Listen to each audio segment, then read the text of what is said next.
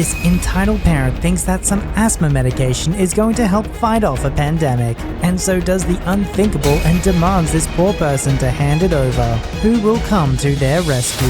Happy birthday, today's your birthday, and on with the revamped show.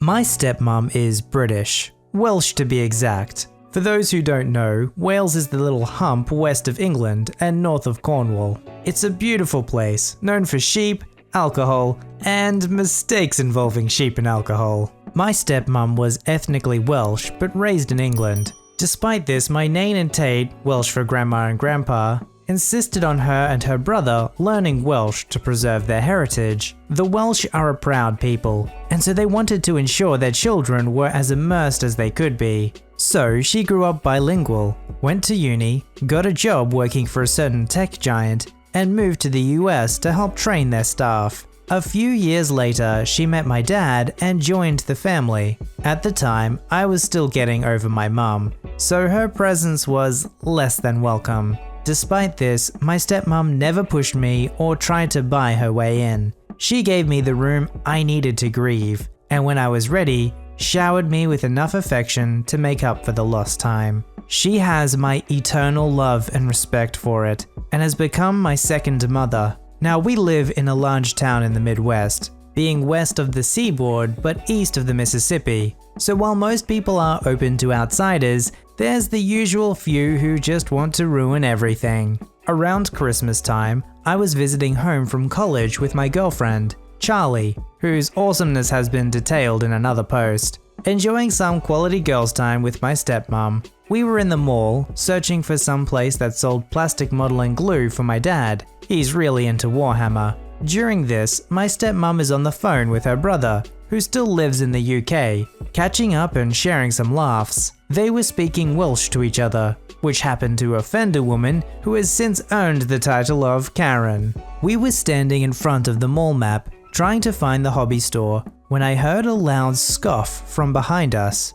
I turned to see a woman dressed in a rather nice looking business suit, corralling her kids away like they just encountered a streaker. Now I was ready to let it go, but Charlie can get very defensive of people she likes, so she ended up calling her out. "Something offend you, ma'am?" She seemed to ponder her next move before responding with that oh so stupid phrase. "You're American. When you're here you speak English, not Muslim. My kids don't need to hear that." Now, I've met some pretty stupid people in my life, even dated one, but never ever have I heard someone confusing Welsh for Arabic, which is what I assumed she meant. They're two very different languages, from two very different cultures. The only similarities between them is how little I understand them. However, for someone to be so offended by someone speaking another language, they probably also didn't immerse themselves too much in other cultures. To her, the world probably began in New York and ended in Los Angeles.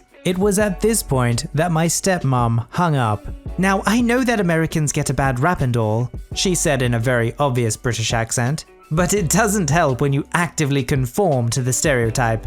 "Oh my gosh," Karen said with righteous indignation. "Your accent is awful. Where did you learn to speak English?" My stepmom held the most deadpan expression she could. England. I swear I could smell the smoke coming from the flaming mess inside Karen's skull. She looked at Charlie and I, a pair of shockingly Caucasian college brats, and then my stepmom, our even paler chaperone, took a moment to process what she was doing, and then walked away, dragging a group of embarrassed-looking tweens with her. I have to give her credit, at least she knew when to quit. My stepmom chuckled, muttered an offensive-sounding Welsh phrase, and then helped us scan the map for the hobby shop. The rest of the day went well, and we had a funny story to tell my dad when we got back. To all my bigots out there who get offended when someone speaks another language, get over yourself. The world doesn't revolve around you. To all my bilingual friends out there who speak their native tongues, good for you. It's important to keep your culture alive. And to Karen, next time you try to accost someone for speaking something other than English, at least get the right continent. You know, she's got a very good point. If you're going to be offended, at least get offended with accuracy. Not that you had a strong case to begin with, but you automatically lose your case if you not only get the wrong language, but you say the religion instead of the language. It's like she doesn't realize that you can speak a different language and still be the same religion. I'm a 34-year-old Dutch guy without a driver's license. It sucks, but Dutch public transport kinda rocks. So for almost 2 years now, I've been using it to get to my job, and in those 2 years, I have never really had a bad experience that doesn't involve a late bus and rain. Until today, that is. Because of the pandemic, bus schedules have been adjusted to once or twice per hour. It is far from ideal, but I understand why. Kids are not going to school, so the bus company would lose money letting empty buses drive. But when it came to the schedule, I drew the short straw, because if I want to go by bus from home to my work, I would be traveling 90 minutes instead of 40, and I would arrive at work 30 minutes earlier than normal. To me, this is not an option. So I decided to cycle to work halfway. That way I cut 30 minutes out of the trip and I get to work at my normal time. The one problem today is that I am asthmatic and it was quite windy out this morning. So I get to the bus station this morning already struggling for breath. I quickly lock my bike and walk towards the terminal, focusing on my breathing. 5 minutes later, the bus arrives. I greet the driver and sit down. A minute later, our Karen of the story enters the bus. She takes a seat on the row next to mine, and a few minutes later, the bus driver starts the bus and off we go. I still feel like I'm struggling for breath, and while coughing, I quickly get my inhaler and chamber out, assemble it, and start using it as I struggle for breath. It instantly works, and I feel precious oxygen enter my lungs. This piques Karen's attention. "What are you doing?" she asks. "Taking my medication. I have asthma, and with this weather, it's quite a struggle getting here," I replied. "Does it help with breathing?" she asked, and I nod my head. "Well..." Yes, she extended the E. "I have kids at home, and with the virus, I don't want them to suffocate if they get it. So, give me that inhaler. You can get a new one." And she holds out her hand. Oh boy. "Not going to happen, lady," I said in my most dry and mocking tone. "I need these meds, and they don't help with the virus." "I don't care. Give it here," she says as she thrusts out her hand again. "My kids need it more." Again, I tell her no, and put my medication in my backpack and try to put on my headset. This is where Karen goes full EP and grabs my backpack and starts going through it. Luckily, the hero bus driver was paying attention, and we all lurch forwards as he hits the brakes. He stops the bus, stands up, and in his best drill instructor voice says, "Lady, give that man his backpack back now!" There was absolutely no doubt of the authority in his voice, and the lady turns tomato red as she hands back the backpack. I thought that was it, but oh boy was I wrong. "Why on earth would you think that someone's asthma medication would help against the virus? Besides, you saw the man use it. What if he has the virus but didn't get sick? Also, he used it. You are gross, lady. Get off the bus now." The lady looks like a deer in the headlights, but doesn't move. "Get off now," Hero yells again. Finally, the lady got up and out of the bus. I thanked our hero bus driver as he sits back down and we get on our way again. As the bus drives off, I saw the lady on her phone. No assault, police, destruction of property, so it could have been much worse. Our protagonist is definitely one of the lucky ones here. We know that if you have an encounter with an entitled parent, it can end up a lot worse than this. You always gotta be prepared for the worst, because you never know what they're gonna do. This happened about 6 months ago when I was home from college. One of my favorite things to do in the city I live in is to visit the aquarium, where I can spend all day. The jellyfish are my favorites, but that's beside the point. At the end of my trip, I text our group chat and ask if anyone wanted anything from the gift shop, which they did. My total was around $80, which I didn't mind spending on gifts. I put them all in the bag I brought with me that day and set off for the train station to get back home. Before I got to my line, I decided I'd stop in this little mall type area in the city, which led to a train station, so it wasn't too far out of the way. I meander for a bit, looking at the shops and restaurants, before eventually settling for a Blizzard. It was the one with the hella chocolate fudge bits in it. I can't remember the name, and set my stuff down beside me. I like to listen to music and watch videos while I sit and eat, so I had my headphones on and the volume pretty loud. So as I'm eating my delicious treat, some little brat comes walking past and grabs my bag from the ground. I was in a tall seat and the bag was on the ground with my back to it, so I'll admit that much was my fault. But here is where it gets interesting. So I finish eating and go to grab my stuff, realizing it's gone. So I check every place I stopped, the bathroom, different shops, and all the food spots I visited, even if it was just to look at a menu. No sign of my bag. So I start to panic. What am I going to tell my friends? I don't want to disappoint them after promising treasures from the big city. Just as I was about to give up, I spot it, next to the aforementioned brat, eating with his family. So I go over to them and the interaction goes like this. "Excuse me, but that bag down there is mine. Thanks for finding it." Excuse me, that is my son's bag. Leave us alone and stop trying to take it. Yeah, back off, dumb butt, it's mine. Already some bad parenting has shown itself. I don't mind cussing, but the kid was maybe 12 or 13 and shouldn't be insulting strangers. Well, no, that's my bag, and I know it is. It's got all my stuff in it. I'm gonna tell you one more time to leave us alone and stop harassing my son, or I'll call the police. Great, it's gonna be like this, I thought to myself. Me to the mum, "You don't have to do that, ma'am, I'll take care of that," and wave over a cop who had been watching the ordeal, probably in case it got violent for some reason.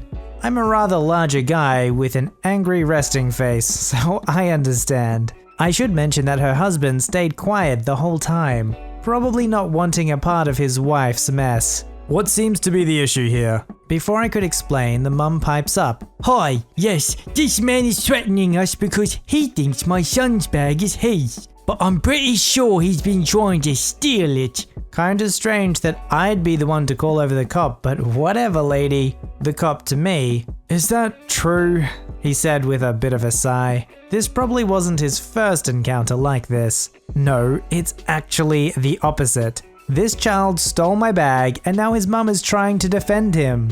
I doubt he even knows what's in the bag. I was about to ask them to tell me, but now that you're here, officer, maybe you can act as a mediator. "Alright, sure." So I hand him the bag and ask him to look around in it. After he does that, I ask the kid to go first. He doesn't get a single thing right, other than my charger. "Huh, interesting. Sir, I guess it's your turn." I smiled and list off all the items I bought, along with their price. The receipt was still in there, and I had just bought them, so I was able to remember them accurately. "Well, sir, looks like you were right. If you don't mind, I'd like to chat with these folks." By now, I could see beads of sweat on the kid's head, and the mother was getting furious. Then I turned to the kid. "Maybe don't steal other people's stuff next time, idiot." The mother was red in the face from anger, and the kid was on the verge of tears cause now he had a cop getting ready to lecture him. And his parents will probably ground him until he's 40, but I don't give a crap. Dude stole my stuff. I don't know about you, but I get super paranoid whenever I've got property with me out in public. I try and be extremely aware of my surroundings and where my belongings are. I get that not everybody is like that, but if you've got an entitled parent or an entitled kid in the vicinity, I recommend that everybody starts acting like that. I love my cat. He is so sweet, except when he pukes on my bed at 3 in the morning. Unfortunately, my cat chose my comforter as his puking spot, and so my comforter needed to be washed today. I have a king-size down comforter on my bed, so unfortunately, I'm not able to wash it in my machine at home. So that means I'm off to the laundromat for me. It all started fine. I put my stuff in, started my wash, and then left to wash and put gas in my car. When leaving the house earlier, I had mistakenly grabbed my son's Minecraft face mask instead of my own. No biggie, I'll rock me some creepers. So I returned to switch my laundry and wait for it to dry in those giant dryers, figuring it would not be worth going home and coming back. I social distanced myself by standing in the corner. This was my second mistake. My first was assuming people aren't idiots. so I'm calmly waiting for my comforter to dry when a family of 7 walk in. Parents and kids ranging from about 4 to 10ish. The parents are wearing those cheap paper masks and the kids aren't wearing anything. The kids start climbing on everything while the parents start taking clothes out of the washer. Then I hear the kids start making a commotion and I look up and see them pointing at me and talking to the mum. I hear the mum say, "Well, just ask her where she got it." Suddenly, like the gates of the Kentucky Derby were opened, a wave of small children descended on me in my corner. Little hands began pouring at me and pulling on my arms and shirt while they wait to see my mask. I was trapped in the corner and couldn't escape.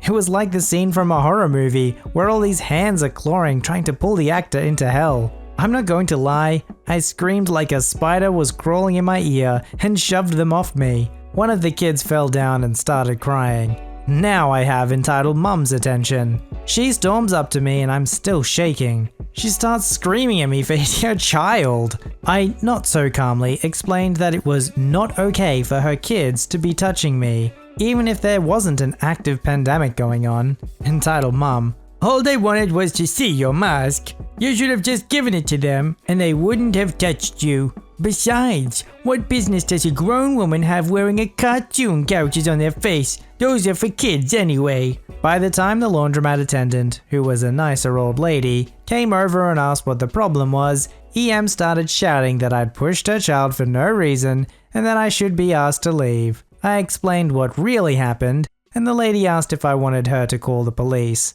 I said no, that I just wanted to get my things and go home and take a shower. There was only a few minutes left on the dryer, so I grabbed my blanket and turned around to put it on the table. When I turned back around to make sure I removed the dryer sheet, the EM shoved me aside so she could stuff her clothes in my now empty dryer. The attendant saw and offered to refund me for the leftover time. I just waved her off and left. I don't have enough tolerance for that ridiculousness. Who would have thought that under the current circumstances of the pandemic, that there would be actual cases that looked like zombie apocalypses? Is it any surprise that it should come from an entitled family? I don't think so. Submit your story to be read on the channel at voiceyherestories@gmail.com and join our Voicey veteran community at r/VoiceyHere. Don't forget to like, subscribe, and hit that bell to never miss an episode. Alright, Voicey veterans, I'll see you in the next one.